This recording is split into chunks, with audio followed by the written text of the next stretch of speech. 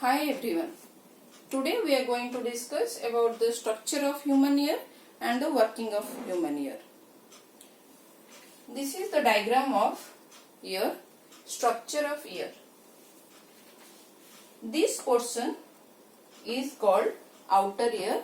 So ear has three components. This to this. This is your outer ear. This is your middle part, middle ear, and this is your inner ear.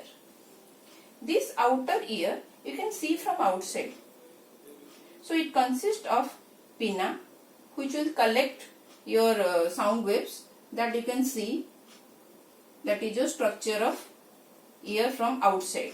So this is pinna, and through this pinna and here one eardrum is there. So there is a connectivity.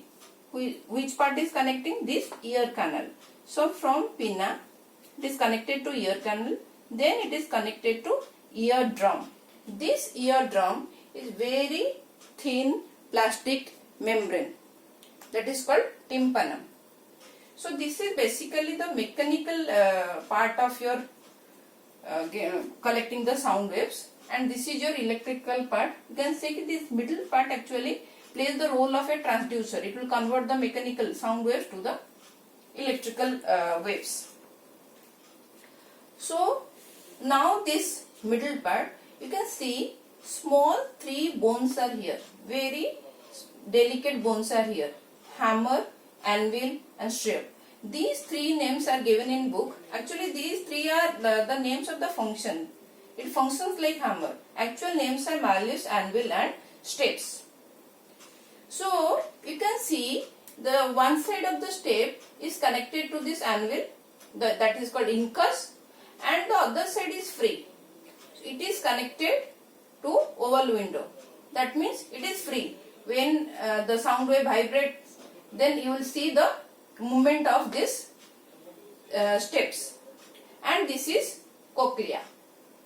And from this some knobs are there, auditory knobs. It is connected to your brain. And another thing, here you can see a small tube that is called Eustachian tube. It is connected to your throat. Okay. In this part, air is there. In this part, also air is there inside.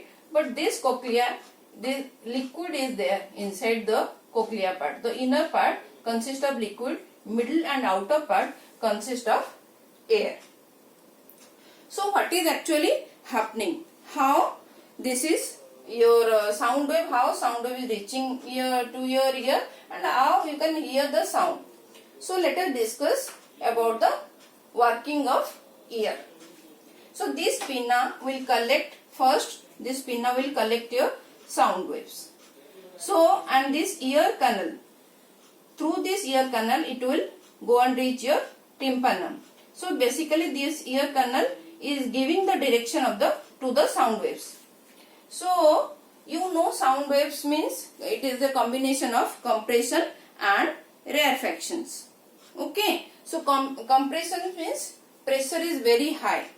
So if pressure is high, when compression passes, so what will happen? When compression passes, so this outside pressure is more.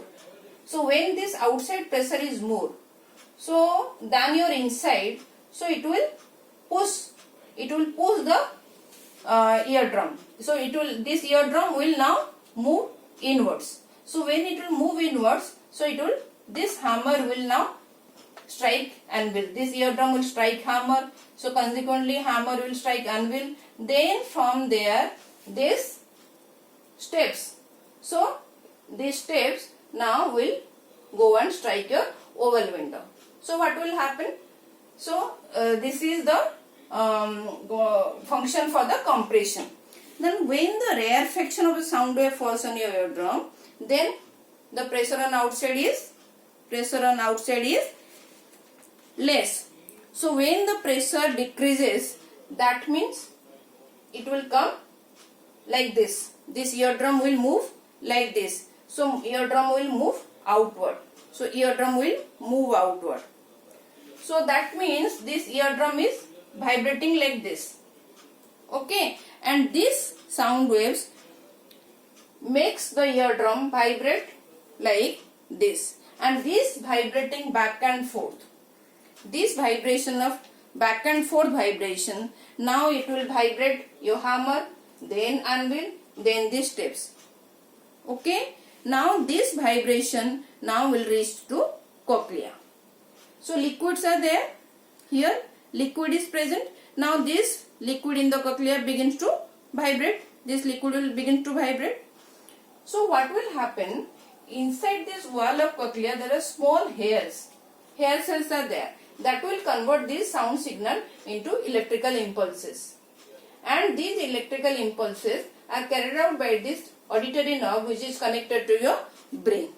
Okay, and this brain interprets these electrical impulses as your sound, and you will get the sensation of hearing. What is this eustachian tube? This tube is connected through your to your throat. So what is its job? Its job is it equalizes the air pressure inside and outside of the ear, and it maintains the balance also. In detail you will study in biology, still I can discuss little bit how it equalizes the air pressure inside, what is its job, what is its function. You might have suffered ear pain when you are having severe cold. So what is happening? When severe cold is there, so around this tube there will be local swelling. So because of that local swelling, this tube will get blocked. So what will happen? The air inside this, it will get absorbed. Inside this part. So what will happen? Outside pressure is more. Now there is no pressure of air inside. So imbalance of air pressure will be there. So if imbalance of air pressure, then you will get your ear pain.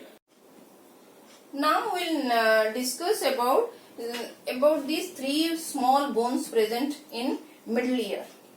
This stapes is the smallest bone on the human body.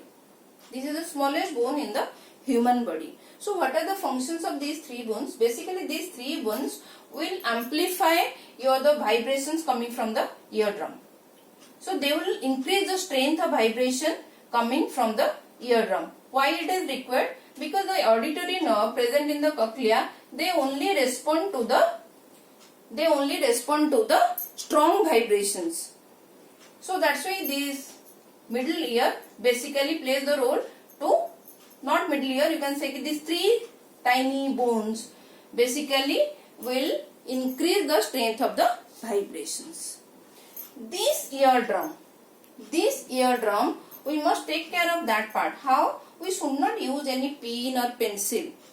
If you will use that, what will happen? Since it is very thin and delicate, so it can tear your eardrum and you can become deaf. So we have to be very careful while taking care of our body parts. So now equally important organ is also ear. So you should take care of your ear. Okay, I think I am done with this. So tomorrow next lecture we will discuss about free and forced vibration and oscillation. After that we will discuss some numericals. So thank you for watching.